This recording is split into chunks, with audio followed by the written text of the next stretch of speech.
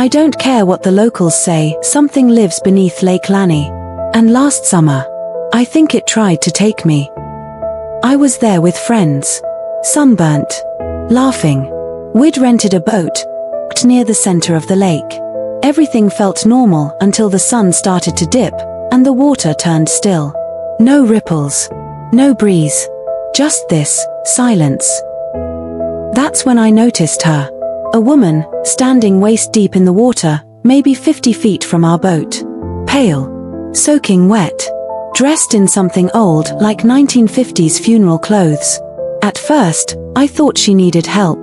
But when I shouted, she didn't move, didn't blink, didn't even breathe. Then she sank, straight down. No splash. Gone. We tried to laugh it off, but the air had changed. Heavy. Rotten. Like pond water and perfume. And the boat. It wouldn't start. Then came the knocking. Underneath us. Not waves. Not fish. Knocking. From below the hull. My friend looked over the edge, flashlight shaking in his hand. And we saw it. A face. Bloated. Twisted. Eyes wide open, just below the surface. He screamed. We all did. And suddenly, the water exploded. Something crawled onto the side of the boat. Pale arms. Long fingers. It was her. But this time, her eyes were black, and her mouth was filled with teeth. Not human teeth. Rows of them. Like a shark. She hissed something, "You shouldn't be here." We fought her off.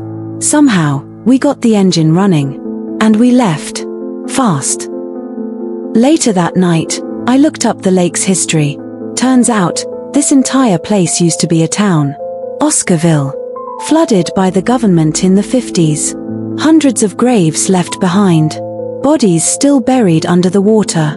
Locals talk about drownings, more than 700 since the lake was built. They say the spirits are angry. But I think one of them isn't a spirit at all. I think something else was sealed beneath that town. And now, it waits. So if you ever go to Lake Lanier, and the water suddenly goes quiet, leave. Before she sees you. Before she pulls you under. Like she did with the others.